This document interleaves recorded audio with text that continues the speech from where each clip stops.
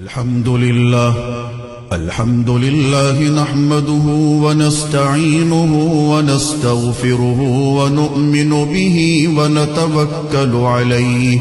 ونعوذ بالله من شرور أنفسنا ومن سيئات أعمالنا من يهده الله فلا مضل له ومن يضلله فلا هادي له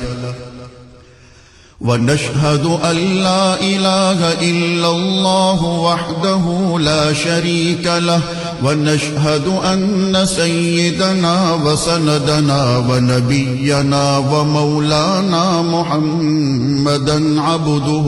ورسوله أرسله بالحق بشيرا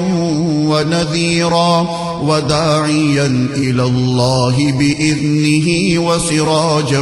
منيرا وصلى الله تعالى على خير خلقه محمد وعلى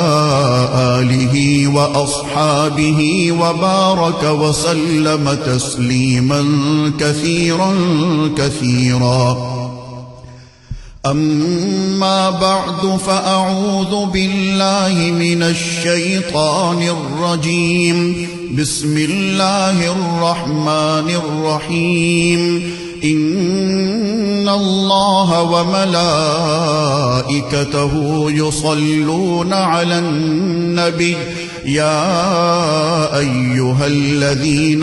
آمنوا صلوا عليه وسلموا تسليما.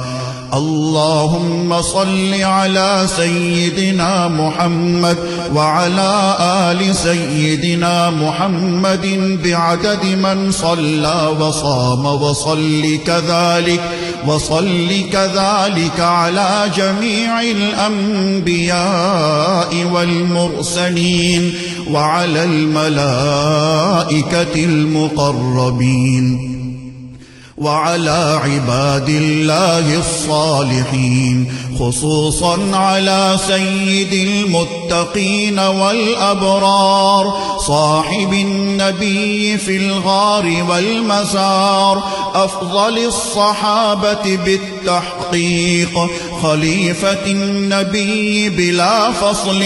إمامنا أبي بكر الصديق رضي الله تعالى عنه، وعلى الناطق بالصواب والعادل بالكتاب إمامنا بالحق عمر بن الخطاب رضي الله تعالى عنه، وعلى صاحب الحياء وناشر القرآن الشهيد المظلوم حين تلاوة الفرقان عثمان بن عفان رضي الله تعالى عنه،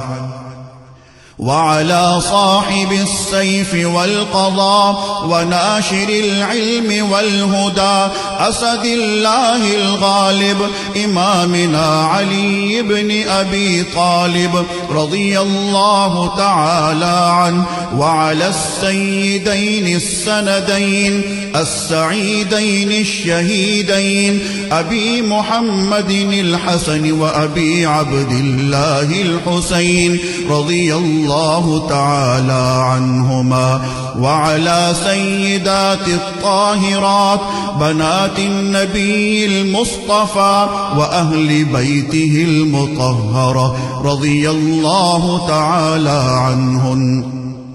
وعلى عميه النبي المجتبى سيدنا العباس وسيدنا حمزة رضي الله تعالى عنهما، وعلى كل الصحابة رضوان الله تعالى عنهم أجمعين. الله الله في أصحابي لا تتخذوهم من بعدي غرضا، فمن أحبهم فبحبي أحبهم، ومن أبغضهم فببغضي أبغضهم، وخير أمتي قرني ثم الذين يلونهم ثم الذين يلونهم. تعادلوا عباد الله رحمكم الله، إن إن الله يأمر بالعدل والإحسان وإيتاء